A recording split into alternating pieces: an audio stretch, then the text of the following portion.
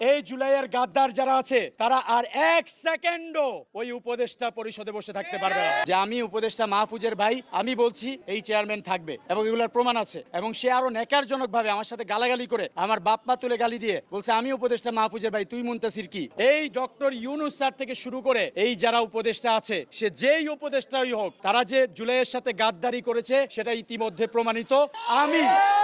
আমি মুনতাসির মাহমুদের কাছে সকল প্রমাণ সংরক্ষিত আছে। কে কোথায় কত টেন্ডারবাজি করছে, কে কোথায় কত নিয়োগ বাণিজ্য করছে, এগুলা যেমন গোয়েন্দা সংস্থার কাছে আছে, সেগুলা ঠিক তেমনই ভাবে কিছু কিছু প্রমাণ আমি মুনতাসির মাহমুদের কাছেও আছে।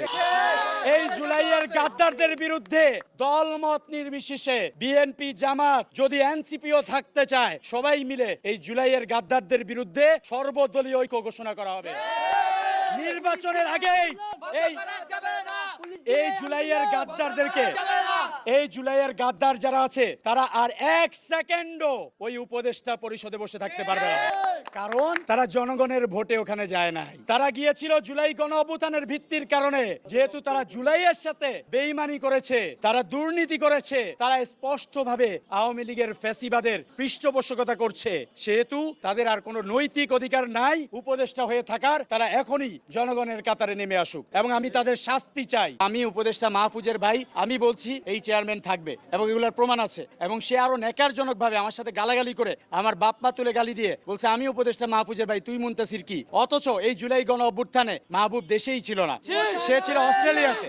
সেই দেশে এসে এই ধরনের অন্যায় কাজ করেছে এবং সে আমাকে হুমকি দিয়েছে। সে বলেছে, এখানে আরো লোকজন সাক্ষী আছে, সে বলেছে তুই কিভাবে চাকরি করস, আমার ভাই উপদেষ্টা মাহফুজ, আমি তোর চাকরি দেখে নিব। এবং এভাবে বলে সে এরপরে সে চেয়ারম্যানের রুমে গিয়েছে। চেয়ারম্যানের রুমে সেখানে ওসি ডিসি বসা ছিল, ডিসি না ওসি বসা ছিল, আরো পুলিশের লোকজন ছিল। সেখানে গিয়ে বলছে যে আমি উপদেষ্টা মাহফুজের ভাই মাহবুব, এই মুহূর্তে মুনতাসিরকে গ্রেফতার করতে হবে। আমার কাছে রেকর্ডিং আছে। আমি তাকে বলেছি যে আপনি কেন, এখানে যদি প্রধানমন্ত্রীও আসে, প্রধান উপদেষ্টাও আসে, আমি সততার সাথে আছি, আমি বাংলাদেশের জনগণের সাথে আছি, দেশের স্বাধীনতা সার্বভৌমত্বের জন্য আমি যে সঠিক পথে আছি, আপনারা সবাই আসলেও আমি আমার এক জায়গা থেকে এক চুলো নড়ব না। আমি এই উপদেষ্টা মাহফুজ এবং তার ভাইয়ের এসব দুর্নীতি, অপকর্ম, ক্ষমতার অপব্যবহারের তীব্র নিন্দা জানাই এবং আমি দাবি জানাই যারা জুলাইয়ের সাথে গাদ্দারি করেছে তাদের আর এক মুহূর্ত অধিকার নাই ক্ষমতায় বসে থাকার। তারা এখনই ক্ষমতা থেকে নেমে যাক।